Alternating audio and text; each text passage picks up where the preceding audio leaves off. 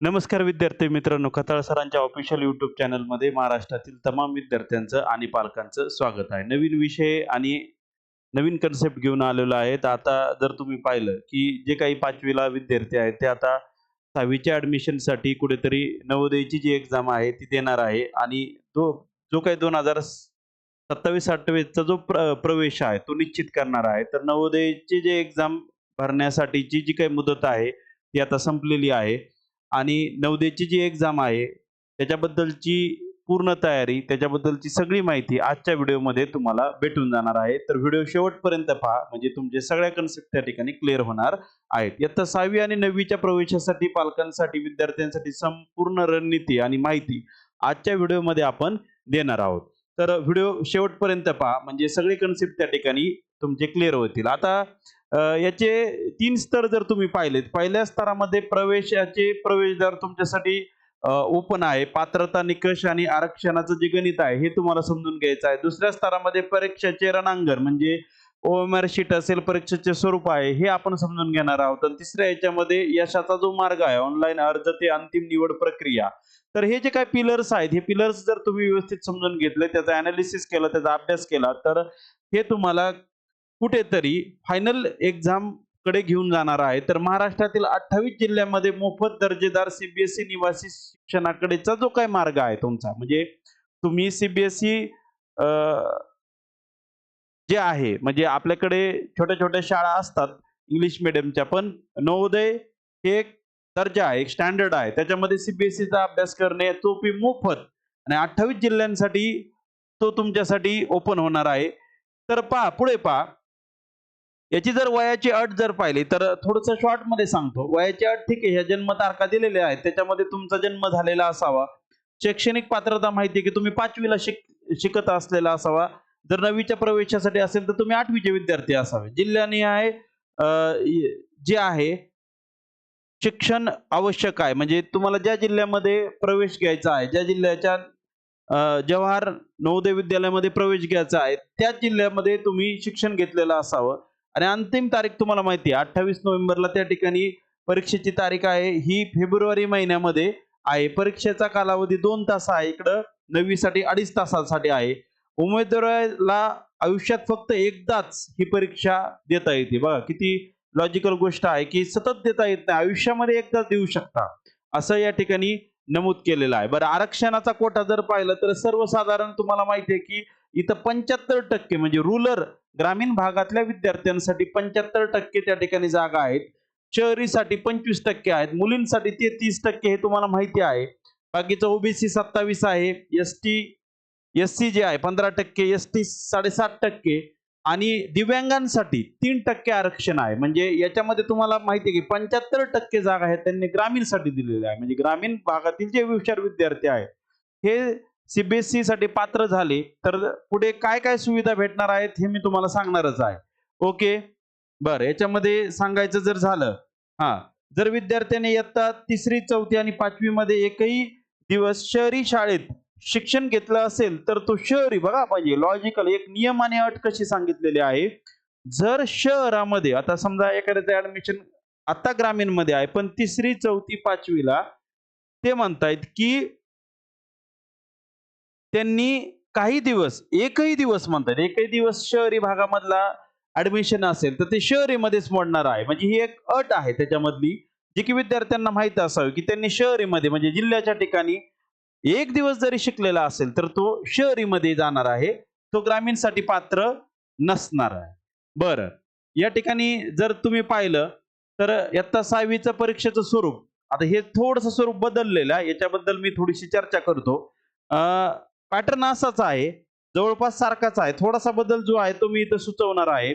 जे काही मॅट आहे ना, बघा हे जे काही मॅट दिसतंय तुम्हाला, मॅटचे जवळपास जे 40 क्वेश्चन्स आहेत ना, हे 40 क्वेश्चन कुठेतरी बुद्धिमत्ता म्हणजे मानसिक क्षमता चाचणी आणि याच्यामध्ये डिवायडेशन काय केलं 20+20, म्हणजे 20 प्रश्न जे आहेत हे मानसिक क्षमता म्हणजे बुद्धिमत्तेचे असतील आणि 20 जे प्रश्न असतील ते असेल EVS, म्हणजे जे काही पर्यावरणाचा अभ्यास म्हणजे इन्व्हायरमेंटल सायन्स आहे त्याच्यासाठी 20 प्रश्न असतील. म्हणजे हा थोडासा बदल त्या ठिकाणी केलेला तुम्हाला दिसतोय, की आताच्या पेपरमध्ये तुम्हाला 20 मार्क हे बुद्धिमत्तेसाठी, 20 मार्क हे EVS साठी असणार आहे. म्हणजे हा नॉर्मल बदल या ठिकाणी झालेला आहे. बाकीचा अंकगणितासाठी 20 आहे, हे बरोबर आहे. 25 गुणासाठी असेल, 30 मिनिटं असेल. भाषिक चाचणी जी आहे, हे सुद्धा बरोबर आहे 20. त्याला सुद्धा 25 गुण असतील आणि 30 मिनिटासाठी. म्हणजे टोटल जर पेपर तुम्ही जर पाहिला आणि दिव्यांगांसाठी बरं टोटल म्हणजे 120 मिनिटं आहेत. म्हणजे 2 तासाचा पेपर आहे. बरोबर? म्हणजे 50% वेटेज याला आहे, 25% याला आहे, 25% या विषयाला आहे. अंकगणित चाचणी म्हणजे गणितासाठी 25, भाषा चाचणी म्हणजे ज्याच्यामध्ये भाषा विषय असतील तुमचे, मराठी असेल आणि इकडं जर तुम्ही पाहिलं तर मानसिक क्षमता चाचणीमध्ये हा बदल केलेला आहे, की EVS आलेला आहे. हे लक्षात ठेवा. ओके. दिव्यांगांसाठी जर तुम्ही दिव्यांग असाल, तर त्या ठिकाणी 40 मिनिटं एक्स्ट्रा आहेत. म्हणजे 120 मिनिटं प्लस 40 मिनिटं त्या ठिकाणी एक्स्ट्रा असतील. बरं, पुढे पाहूया. हां. OMR शीट भरण्याचे कठोर नियम जर तुम्ही पाहिले, तर हे पूर्वीपासून जर तुम्ही मंथन, स्कॉलरशिप, बाकीचे एक्झाम जर दिले असतील, तर त्याच्यामध्ये विद्यार्थ्यांना एक अनुभव आहेच, की केवळ निळा किंवा काळा बॉल पेन वापरणे, अचूक पद्धतीने सर्कल करणे, जे की चित्रामध्ये मी दाखवलेलं आहे बघा. खाडाखोड टाळायचे आहे. म्हणजे तुम्हाला जे व्हाईटनर जे असतं बघा, म्हणजे त्याला म्हणतात करेक्शन फ्लुइड जे आहे, लिक्विड जे आहे व्हाईटनर हे यूज करायचं नाहीये. खाडाखोड करायची नाहीये. रफ काम OMR शीट वरती करायचं नाही. कच्चं काम. ही फक्त माहिती तुमच्यासाठी सीट नंबर आणि OMR फिलअप साठीची ही माहिती आहे. ओके. पुढे जर पाहिलं, अंतिम तारीख बऱ्यापैकी माहिती आहे प्रत्येकाला. हां, याच्यामध्ये मोफत ऑनलाईन अर्ज आहे बघा, जो की ऑगस्ट-ऑक्टोबरमध्ये या वेबसाईटवर तुम्ही भरू शकता. लेखी परीक्षा नोव्हेंबर आणि फेब्रुवारी म्हणजे नोव्हेंबर ही 5वी साठी म्हणजे जे 6वी ला जाणार आहेत त्या विद्यार्थ्यांची एक्झाम नोव्हेंबरमध्ये आहे. 9वी चे विद्यार्थ्यांची एक्झाम म्हणजे जे 8वी तून 9वी ला गेलेले आहेत त्यांच्यासाठीची एक्झाम ही फेब्रुवारीमध्ये आहे. जिल्हानिहाय गुणवत्ता यादी हे महत्वाचं आहे बघा. जिल्हानिहाय म्हणजे फक्त तुमच्या जिल्ह्यासाठी मेरिट यादी लागते. कागदपत्र आणि वैद्यकीय पडताळणीनुसार तुमचा अंतिम प्रवेश निश्चित केला जातो. म्हणजे तुमचे सगळे डॉक्युमेंट व्हेरिफाय केले जातात आणि अंतिम त्या ठिकाणी तुम्हाला प्रवेश दिला जातो. बरं, या ठिकाणी जर तुम्ही पाहिलं, इथं सांगितलेलं आहे बघा, समान गुण असल्यास उमेदवाराची निवड ही टाय ब्रेकिंग लॉजिक नुसार केली जाते. जसं की समजा समान गुण आहेत, मानसिक क्षमता EVS मध्ये जास्त गुण असतील, अंकगणितात जास्त गुण असतील, प्रवेशाचा प्रवर्गाचा विचार केला जातो. त्याच पद्धतीने उमेदवार OBC जनरल कॅटेगरीचा आहे का?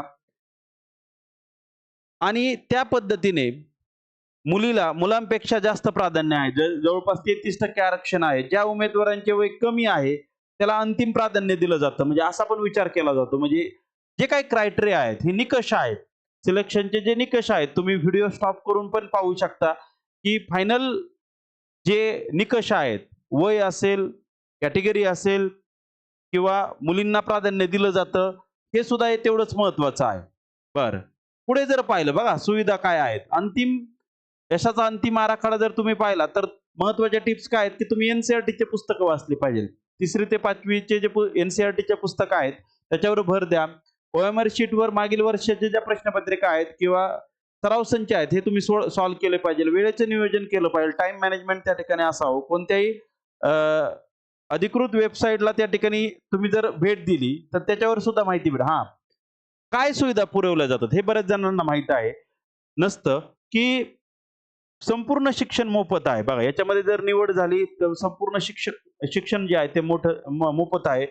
24/7 सुरक्षित वसतिगृह आणि भोजन म्हणजे जवळपास पूर्ण 365 दिवस तुम्हाला त्या ठिकाणी वसतिगृह अवेलेबल आहे आणि भोजन पण आहे जे की फ्रीमध्ये आहे आणि दर्जेदार क्रीडा आणि वैद्यकीय सुविधा तिथं प्रोव्हाइड केल्या जातात. तुम्ही वेगवेगळ्या स्पोर्टमध्ये सहभागी होऊन त्या ठिकाणी एक वैद्यकीय सुविधा सुद्धा पुरवल्या जातात आणि इयत्ता 12वी पर्यंत उत्कृष्ट CBSE शिक्षण म्हणजे इंग्लिश मीडियमचं जे शिक्षण जे की दर्जेदार त्याच्यामध्ये क्वालिटी आहे हे त्या ठिकाणी प्रोव्हाइड केलं जातं आणि हे तुम्हाला अंतिम या ठिकाणी भेटणार आहे. बरोबर? तर बऱ्यापैकी मी सगळ्या गोष्टी कव्हर केलेल्या आहेत. आता 3 महिने, 3.5 महिने तुमच्याकडे आहे विद्यार्थ्यांकडे जे 5वी ला शिकत आहेत. आता 6वीला पुढल्या वर्षी जाणार आहेत. एक मार्ग मी म्हणतोय ठीक आहे मार्क कमी पडले, पडू द्या. पण प्रयत्न करायला सोडू नका. प्रयत्न शेवटपर्यंत करा. जर तुमचे प्रयत्न प्रामाणिक असतील, तुम्ही रोज अभ्यास करत आहात, सराव संच सॉल्व्ह करत आहात, डाउट विचारत आहात, तुमच्या सायन्स, मॅथ वेगवेगळ्या टीचरला तुमच्या वर्गामध्ये, क्लासमध्ये, तर तुमचा प्रवेश निश्चित आहे. फक्त तुमचे प्रयत्न हे प्रामाणिक असावे. तुम्ही प्रामाणिक प्रयत्न केला विद्यार्थ्यांनी, पालकांनी त्याच्यामध्ये सहभाग घेतला, तर यश हे तुमचंच आहे. फक्त प्रयत्न सोडू नका. मार्क कमी पडले, मेरिट खूप जास्त जातं हां. 100 मार्काचं जे मेरिट आहे, तुम्हाला 90 प्लस 95 प्लस मार्क पाहिजे.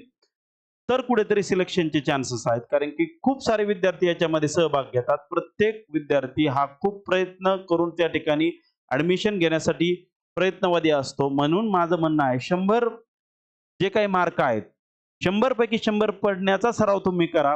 तर तुमचं सिलेक्शन त्या ठिकाणी फिक्स आहे.